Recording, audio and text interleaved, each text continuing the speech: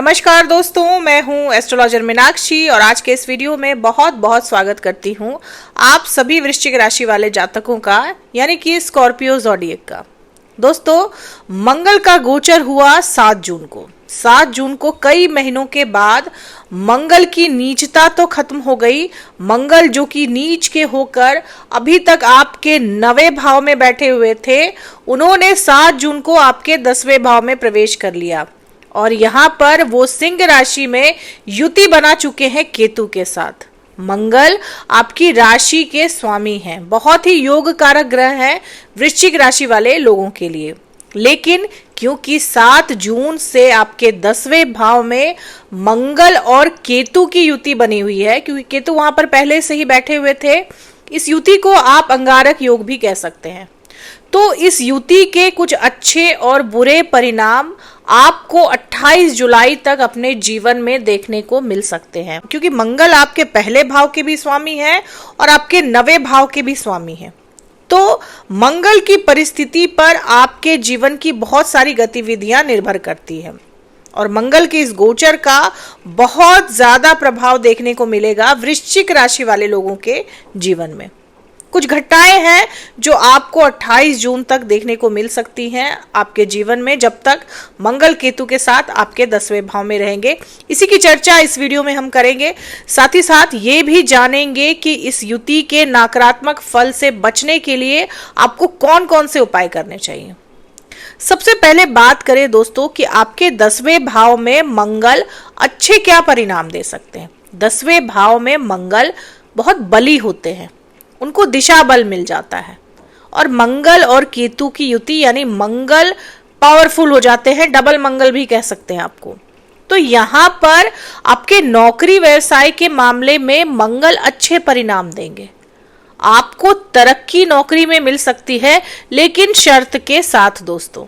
मंगल आपके 10वें भाव में है, मंगल काफी बली है। केतु के साथ मंगल को आप डबल मंगल कह सकते हैं और मंगल को दिशा बल मिल जाता है 10वें भाव में। उच्च के होते हैं राशि चक्र में मंगल 10वें भाव में।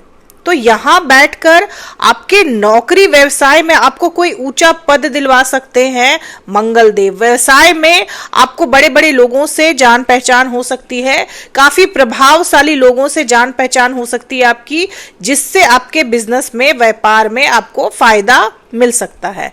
लेकिन यहाँ पर एक शर्त है दोस्तों, क्योंकि मंगल के साथ केतु बैठे हुए हैं, तो जॉब चेंज करने की, जॉब स्विच करने की परिस्थिति को और प्रबल बना देते हैं वो। आप जॉब स्विच कर सकते हैं, जॉब चेंज कर सकते हैं, उसके बाद ही हो सकता है कि आपके जीवन में आपको तरक्की मिले, प्रमोशन मिले, कोई नया पद, बड़ा पद मिल जाए। क्योंकि मंगल 10वें भाव में है तो बड़ा पद मिलने की संभावना बढ़ जाती है। अभी तक आप अगर प्राइवेट में काम करते थे तो हो सकता है सरकारी नौकरी आपको मिल जाए, या फिर आप जहां काम करते हैं वहां पर ही आपको कोई उच्च पद, बड़ा पद मिल जाए। तो जॉब चेंज करने की और नए जॉब में जाने की संभावना बढ़ जाती है आप लोगों के लिए, क्योंकि केतु डिटैचमेंट है।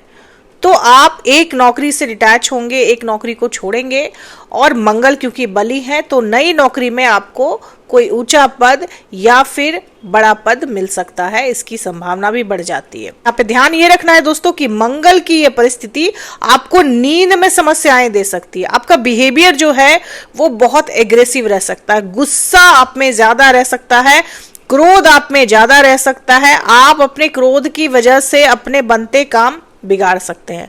ऑफिस में आपके बॉस से आपकी अनबन हो सकती है, क्योंकि 10वें भाव में मंगल है और मंगल यहाँ पर बैठकर किसी की भी नहीं सुनते, और वो है सिंह राशि में। सिंह राशि यानी राजा का घर, तो आपके बॉस से आपको दिक्कत हो सकती है, क्योंकि मंगल और केतु की दृष्टि पड़ रही है आपके 4थे भाव में।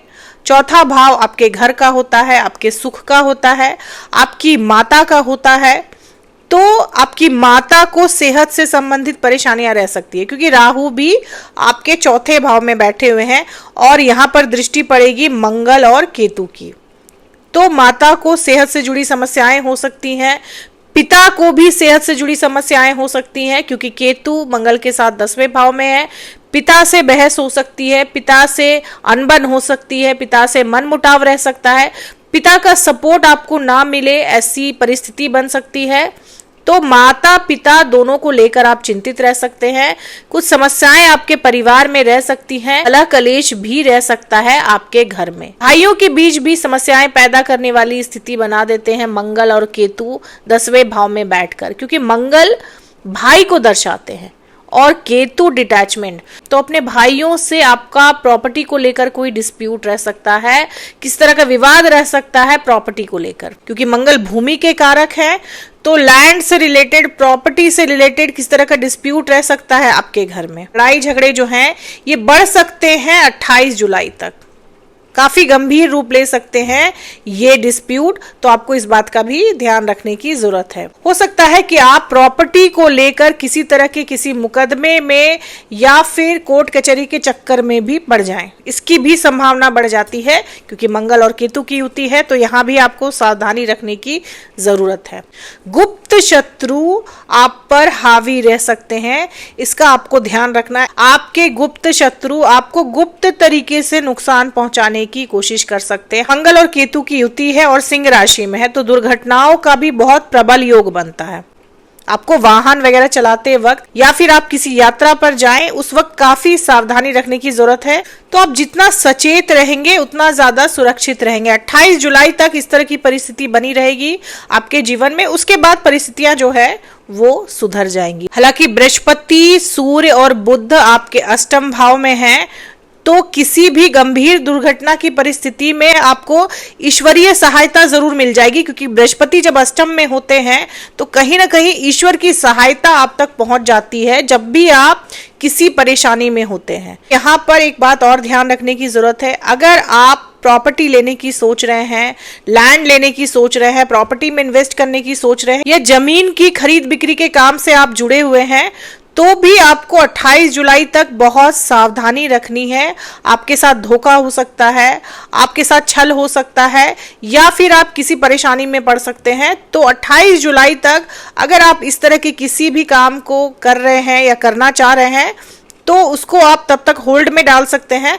28 जुलाई के बाद परिस्थितियां आपके पक्ष में हो जाएंगी, तब आप प्रॉपर्टी में निवेश करें, तो आपके लिए बहुत अच्छे रिजल्ट दे सकते हैं मंगल देव। लेकिन 28 जुलाई तक आप प्रॉपर्टी में ना निवेश करें, ऐसी मेरी सलाह रहेगी। दोस्तों, यहाँ पर जो सबसे महत्वपूर्ण चीज है जो आपके साथ घट सकती है, हो सकती है, जिसकी संभावना बढ़ जाती है मंगल केतु की युति में, वो है पैरानॉर्मल एक्टिविटीज की। मंगल और केतु की युति में अक्सर देखा गया है कि आपको डरावने सपने आते हैं या फिर भय महसूस करते हैं, आप फियरफुल रहते हैं, डरे हुए रहते हैं हर वक्त। ये स्थिति बना देते हैं केतु देव मंगल के साथ बैठकर, क्योंकि केतु जो है वो इन्हीं सब चीजों के कारक हैं, और जब वो मंगल के साथ रहेंगे तो आपके ऑरा को डिस्टर्ब कर देते हैं। मंगल आपके अंदर की एनर्जी है, आपके अंदर की शक्ति है, उस शक्ति को डिस्टर्ब करने का काम करते हैं केतु। सिक्स सेंस जो है वो इन चीजों को जल्दी कैच कर लेता है और इनसे अफेक्टेड भी हो जाता है। नजर वगैरह लगने का खतरा भी बढ़ जाता है आपको,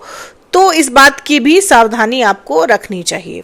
अब दोस्तों, समस्याएं हैं तो उसकी रेमेडीज भी हैं, उसका हल भी है। रेमेडी के रूप में आप मंगलवार के दिन गाय को गुड़ खिला सकते हैं, आप गुड़ वाली रोटी खिला सकते हैं गाय को। इससे आपके जीवन में जो समस्याएं आएंगी, आकस्मिक समस्याएं आएंगी, उससे आपको छुटकारा मिलेगा। इसके अलावा प्रत्येक शनिवार को आप किसी भी हनुमान जी के मंदिर में चले जाएं और वहां पर गुड़ दान करके आएं। दोस्तों, आप कोई भी शुभ काम करने को जाएं तो आप घर से गुड़ खाकर जरूर निकलें। ऐसा करने से आपकी यात्राएं मंगलमयी होंगी।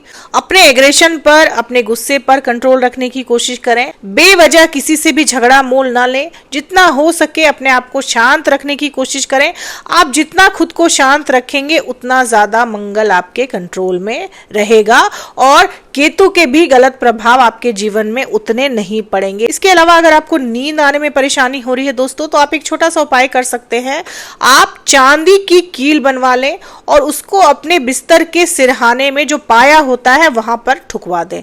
ऐसा करने से आपको नींद से जुड़ी जो समस्याएं हैं वो नहीं होंगी। इसके अलावा आप जाप करके, चैंटिंग करके सोएं, इससे भी आपको नींद से जुड़ी समस्याओं से राहत मिल सकती है। तो दोस्तों, ये थी मेरी एनालिसिस वृश्चिक राशि वाले लोगों के लिए।